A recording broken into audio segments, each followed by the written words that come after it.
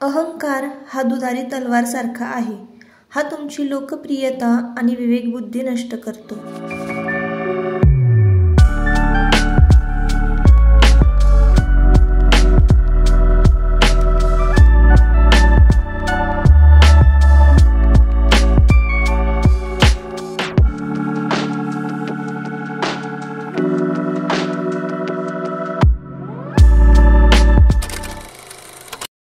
Hello, नमस्कार. मी सुप्रिया आणखी एका नवीन ब्लॉगमध्ये आपलं मनापासून स्वागत करते. तुम्हाला आजचा दिवस सुखाचा, आनंदी आणि आरोग्यदायी जाओ. तुम्ही जी काही स्वप्न पाहिली असतील ती सगळी स्वप्न तुमची पूर्ण होत. त्याचबरोबर शुभ सकाळ सर्वांना. पहाटेची वेळ आहे आणि आत्ता वाजलेले आहेत पहाटेचे 4:45 आणि आंघोळ वगैरे झालेली आहे माझी. हा जो व्लॉग आहे ताईंनो, नागपंचमी दिवशीचा व्लॉग आहे. अपलोड करायला उशीर झाला.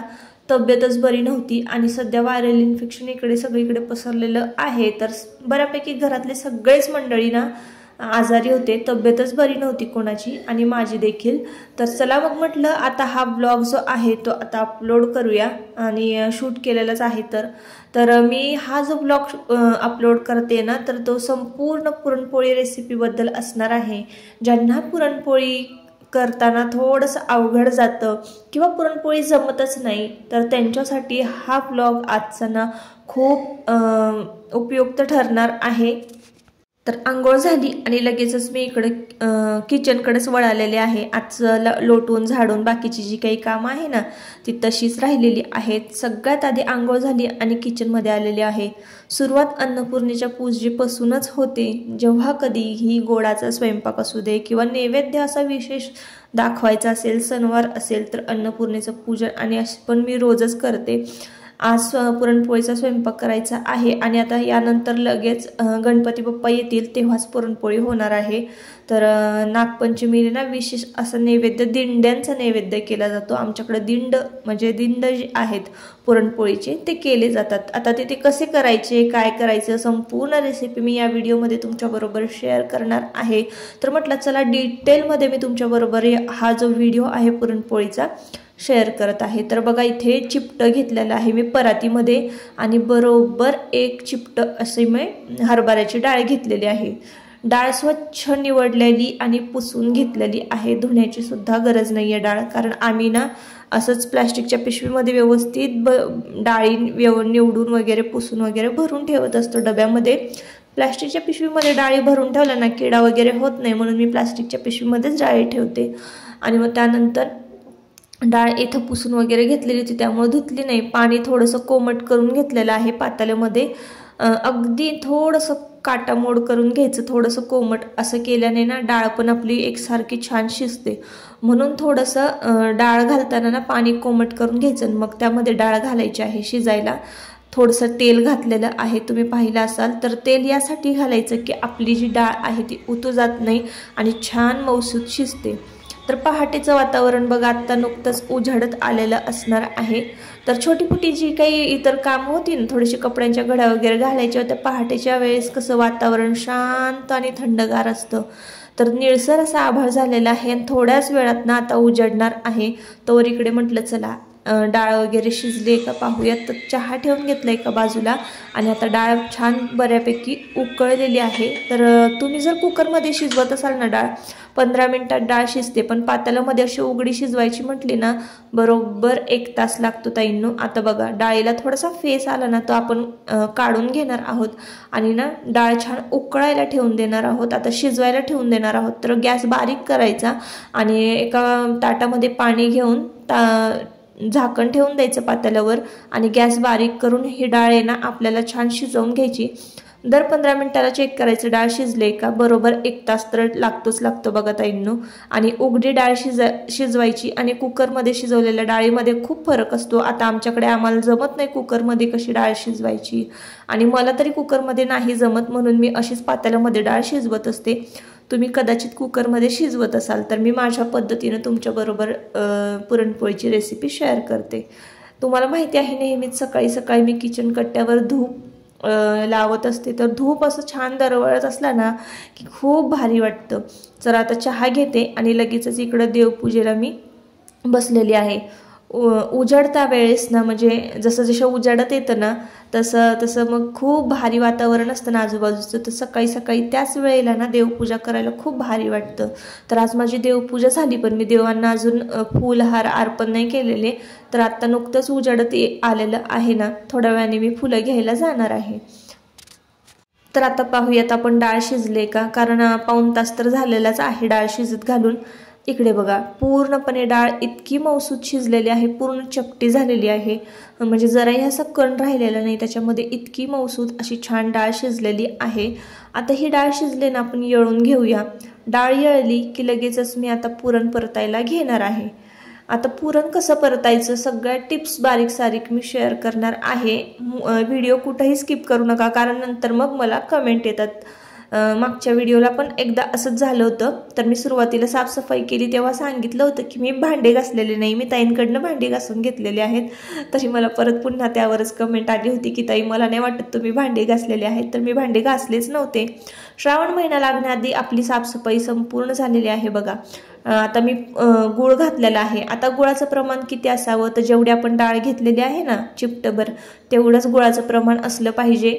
आता गूळ छान चेचून घेतला, त्यामध्ये डाळीमध्ये घातला आणि छान डाळ परतून घेतली. उलात नाही ना, मधोमध असं खोचून बघायचं.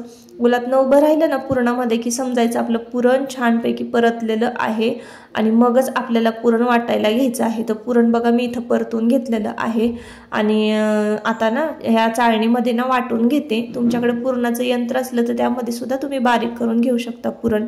पुरण बघा किती छान बारीक झालेलं आहे, एकदम कापसासारखं मऊसूत झालेलं आहे. आता इकडे आपण आमटीची तयारी करून घेऊया. बघा लसूण सोलून घेतलेला आहे 2 कुड्या मी, आणि लगेचच इकडे बघा भात सुद्धा मी शिजायला घातलेला होता. आमटीचं येळवलेलं पाणी एका बाजूला मी काढून घेतलेलं आहे. तर 4 बर्नरचा जर गॅस असेल ना तुमच्याकडे, झटपट पुरणपोळीचा स्वयंपाक आटपतो. आता वाटण करून घेतलेलं आहे बघा. एक कांदा उभा कट करून तव्यामध्ये भाजून घेतला. खोबरं, लसूण, आलं हे सगळं मी घेतलं होतं, याचं वाटण करून घेतलेलं आहे, आणि कोथिंबीर सुद्धा. आता बघा तव्यामध्ये तेल घातलेलं आहे. ज्या तव्यात मी कांदा भाजून घेतलेला होता वाटण्यासाठी, त्याच तव्यात आपण आमटीला फोडणी घालणार आहोत, कटाच्या आमटीला. तर तेल घातलेलं आहे तव्यामध्ये, कढीपत्ता घातलेला आहे. तेल घालायचं तुमच्या अंदाजानं घाला, मी 2 चमचे घातलेलं आहे. आणि वाटलेलं जे वाटण आहे ते आपण या तेलामध्ये छान भाजून घेणार आहोत. आता हा मसाला काय काय मी घातलेला आहे तर बघा, घरगुती लाल तिखट 1 चमचाभर घातलेलं आहे.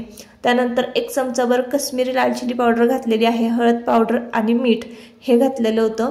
आणि आता हे वाटण आहे ना छान तव्याला चिटकायला लागलं की मग समजायचं आपलं वाटण जे आहे ते छान भाजलं गेलेलं आहे. आणि येळवणीचं पाणी पण मी पलीकडं गरम करत ठेवलेलं होतं. तर आता ते छान उकळलं की लगेचच मी इकडं या वाटणामध्ये ते पाणी येळवणीचं ओतून दिलेलं आहे, म्हणजे फोडणी बसलेली आहे आपल्या कटाच्या आमटीला.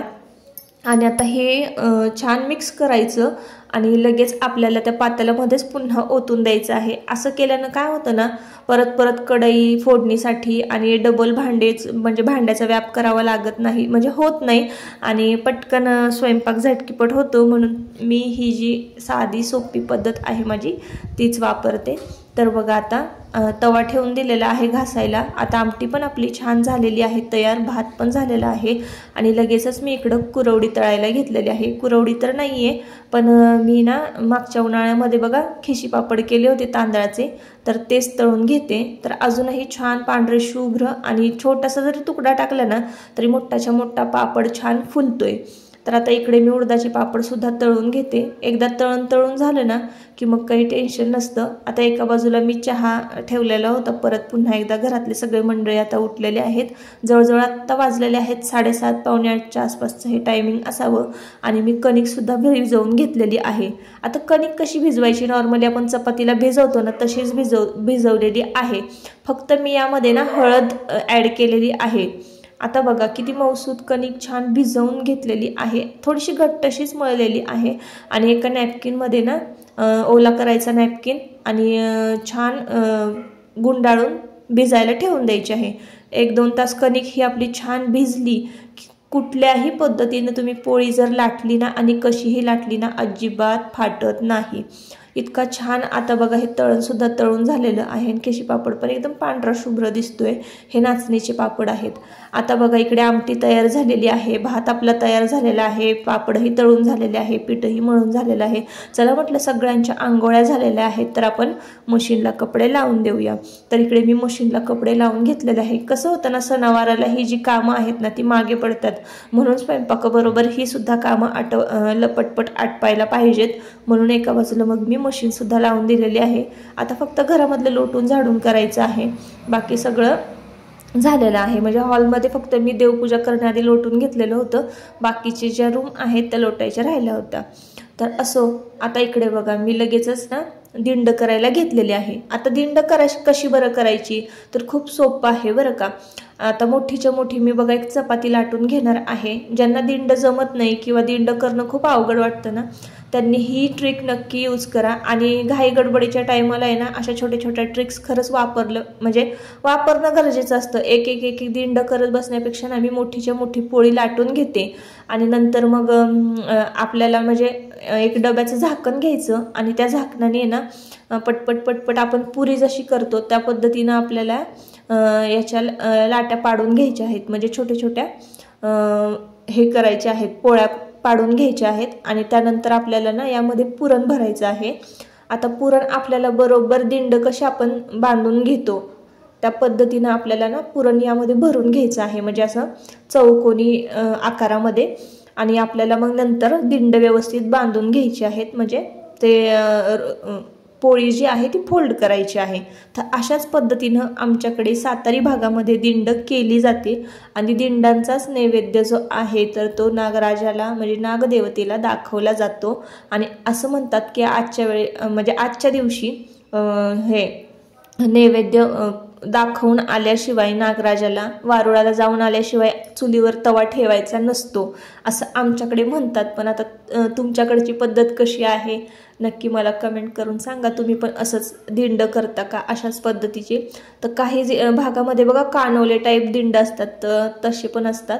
आणि असं सातारी भागात आमच्याकडे तर अशाच पद्धतीनं दिंड केली जाते। तर पुरण असं मस्तपैकी भरायचं आणि होता होईल तितकी पोळी आपल्याला पातळ लाटायची आहे, जेणेकरून आपली पोळी जितकी पातळ असेल ना तितकं छान चवदार लागते ते दिंड। आणि तुम्ही ही दुधाबरोबर आमटीबरोबर कशाबरोबरही खाऊ शकता। तर माझ्याकडे दुधावर ठेवायची झाकणे जी आहे ना तीच मी घेतलेली आहे, त्याला तेल लावून त्याच्यावर दिंड वाफलायला ठेवून दिलेले आहे। एक 15 मिनिटामध्ये हे दिंड वाफलून होणार आहेत, तोवर आपण पोळ्यांची जी कणिक आहे ती छान मळून घेऊया। आता जितका राग आपल्याला ह्या पोळ्यांच्या कणकीवर काढता येईल ना तितका काढायचा आहे ताईंनो।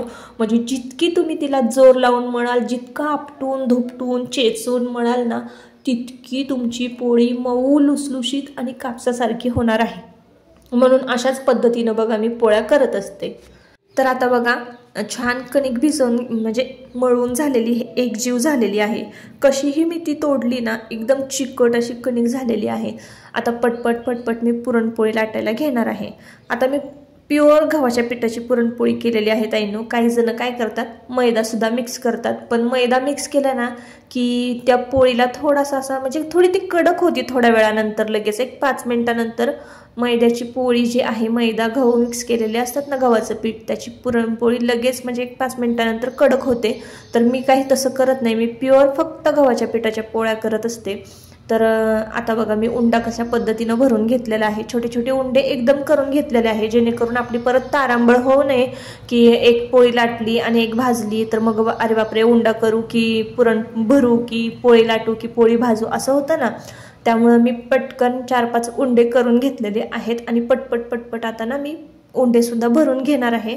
तर जेवढं आपण उंडा घेतलेला आहे गव्हाच्या पिठाचा तेवढंच त्याच प्रमाणामध्ये आपल्याला ना पुरण भरायचं आहे, मस्त अगदी ठसठशीत। आमच्याकडे तर असंच ठसठशीत पुरण लागतं, कोणाकडे कमी लागत असेल तर तुम्ही तुमच्या पद्धतीनं पुरण कमी जास्त करू शकता। तर मी अशाच पद्धतीनं पुरणपोळी लाटत असते किंवा करत असते। तर बघा आता इकडे उंडा भरून घेतलेला आहे। आता तुम्ही म्हणाल ताई कट्ट्यावर कशाला लाटताय किंवा, तर ताईंनो काय आहे ना माझा पोळपाट आहे छोटासा आणि माझी पुरणपोळी असते मोठी, तर मग उगाचच ती मग आणि एकदा लाटले की मग इकडं म्हणजे उचलता येत नाही पोळपाटावर, त्याच्यामुळेच मग मी ना पुरणपोळीचा जो स्वयंपाक आहे ना तो कट्ट्यावरच म्हणजे कट्ट्यावरच मी पुरणपोळ्या लाटत असते। तर चला, आता तुम्ही पाहत असाल माझी पुरणपोळी किती मोठी आहे ताईंनो। आणि छोट्या छोट्या मी पुरणपोळ्या लाटतच नाही, कुठं सणावाराला खेळत बसायचं असं मला वाटतं। पटापट स्वयंपाक आटपून घ्यायचा आणि मग प्रत्येकाला मग नाश्त्याला वेगळा लागतं काहीतरी, पुरणपोळी ज्या दिवशी असेल त्या दिवशी, कारण आपण जेवण तर 1 वाजता जेवतो, मग नाश्त्याला काहीतरी असलं पाहिजे वेगळं असं असतं। त्याच्यामुळं हा पुरणपोळीचा स्वयंपाक जो आहे ना तो 8:30 पावणे 9 वाजेपर्यंत आटपून घेत असते मी। तर आत्ता बघा 8:30च्याच आसपासचं टायमिंग झालेलं आहे आणि पुरणपोळी माझी ही पहिली पुरणपोळी झालेली आहे। बाजूलाच मी दिंड शिजत ठेवलेली आहेत आणि चला म्हटलं इकडे पटापट पुरणपोळ्या लाटून घेऊया। तर पहिलीच पुरणपोळी माझी फुटली, पण इतकी सुंदर झालेली आहे ना ताईंनो, इतकी मऊसूत झालेली आहे ना, खूप छान झालेली आहे। तर अशा पद्धतीनं तुम्ही ह्याच प्रमाणामध्ये जर पुरणपोळी केली ना तर तुमच्या पुरणपोळीचा स्वयंपाक कधीच चुकणार नाही। बघा किती टमटमीत फुगलेल्या आहेत आणि दिंड पण आपली शिजलेली आहेत। तर आता ना मी तुम्हाला दाखवते, 2-3 पोळ्या मी लाटून घेतलेल्या आहेत आणि आता लगेचच मी म्हणजे सगळ्याच पुरणपोळ्या लाटून घेणार आहे, कारण संध्याकाळी मार्केटला जायचं असतं, मोठी यात्रा असते। तर ते मी तुम्हाला पुढच्या ब्लॉगमध्ये दाखवेन, तुमच्याबरोबर शेअर करेन वाईची कशी यात्रा असते। तर पुरणपोळी पहा तुम्ही, इतकी मऊसूत एका मुठीत मावेल ना, इतकी मोठी पुरणपोळी एका मुठीत मावेल इतकी मऊसूत झालेली आहे। तर अशा पद्धतीनं तुम्ही जर पुरणपोळी केली आणि कटाची आमटीसुद्धा अशाच पद्धतीनं केली ना, एकदम चवदार होणार आहे आमटीसुद्धा आणि पुरणपोळीसुद्धा। तर असो, आता बघा इकडे पुरणपोळीचा संपूर्ण स्वयंपाक झाला, पापड तळून झाले, भात झाला, कटाची आमटी झाली, पुरणपोळ्या सुद्धा लाटून झाल्या, दिंड झाली, सगळे एका बाजूला मी स्वयंपाक ठेवून दिला एका कोपऱ्यामध्ये आणि इकडे किचन कट्टा क्लीन करायला घेतलेला आहे। सणवार असेल ना तर ही कामं भरभर आटपली ना तर बरं असतं ताईंनो, नाही तर मग एकदा का कंटाळा आला ना या कामांचा की मग तसाच पसारा घरामध्ये पडून असतो, असं होऊ नये म्हणून मग मी लगेचच हातासारखा स्वयंपाक झाला की कट्टा सुद्धा आवरून घेत असते। तर आता बघा पटपट पटपट क्लीन करून घेतलेलं आहे। या गोष्टी एका ताईंनी मला विचारलं होतं की ताई तुम्ही गॅस किती वेळा धुता किंवा दिवसातनं किती वेळा धुता आणि पुसता, काय करता म्हणजे नक्की सांगा। तर खरं सांगू का, आत्ता मी नवीन हा गॅस घेतलेला आहे ना तर तिथं स्पष्ट लिहिलेलं आहे गॅसवर की हा पाण्याने धुवायचा नाही, तर फक्त कापडाने पुसून घ्यायचा आहे असं स्पष्टपणे तिथं लिहिलेलं आहे, नाही तर मग त्याची लाईफ कमी होणार आहे। तर म्हटलं चला वॉरंटी गॅरंटी पण कमी होईल, तर असं होऊ नये म्हणून मी काय करते, ज्या त्या वस्तूचे जे ते दिलेले रूल्स आहे ना ते अगदी व्यवस्थित पाळत असते। तर म्हटलं नकोच हा पाणी टाकून धुवायला, मला पण खूप वाटतं पाणी टाकून धुवावं गॅस, मी असं करत नाही, घासणीने घासून घेते आणि कापडाने स्वच्छ, म्हणजे बघा सुती कापड आहे माझ्याकडे, त्या कापडानं मी हा गॅस पुसून घेतलेला आहे। किचन कट्टा पुसून सगळं क्लीन करून घेतलं आणि खालचा जो स्वयंपाक होता एका बाजूला ठेवलेला तो पुन्हा कट्ट्यावर ठेवून दिलेला आहे। आता पुरणपोळ्या थंड झालेल्या आहेत तर डब्यामध्ये भरून ठेवते। दोन्ही टायमाच्या मी पुरणपोळ्या केलेल्या आहे, म्हणजे संध्याकाळचा सुद्धा स्वयंपाक मी केलेला आहे, कारण संध्याकाळी आम्ही यात्रेला म्हणजे तिकडे नागोबाला जातो बायका छान नटून थटून, त्यामुळं मग हा स्वयंपाक हा दोन्ही टायमाचा केलेला आहे। एक दिवस तरी निवांत संध्याकाळचा स्वयंपाक नको म्हणून मग हे सगळं आटपून घेतलेलं आहे। आता बघा छान डबा भरून कुरवडी सुद्धा ठेवून दिलेली आहे गॅसवर एका बाजूला, भांडे वगैरे मी इकडे घासून घेतले, संपूर्ण कट्टा छान चकचकीत स्वच्छ केला, काही सुद्धा मी आता पाठीमागे आवरायला ठेवलेलं नाहीये। तर चला आता आजचा व्हिडिओ बघा ताईंनो असा होता आणि इतका सोपा होता पुरणपोळीचा स्वयंपाक। अशा पद्धतीने जर तुम्ही केला आणि सगळ्या टिप्स जर फॉलो केल्या तर तुमचा पुरणपोळीचा स्वयंपाक सुद्धा झटपट होईल, शिवाय चुकणारही नाही। तर आजच्या व्हिडिओचा मी इथंच शेवट करते। आता बघा सगळं आवरून झालेलं आहे आणि आता ना मी नागोबाचं पूजन करून घेते आणि संध्याकाळी मग आम्ही नागोबाला जाणार आहोत। तर तिथं काय गंमत जम्मत झाली, काय काय बायकांनी मज्जा मस्ती केली हे मी पुढच्या ब्लॉगमध्ये तुमच्याबरोबर शेअर करते। चला बाय बाय।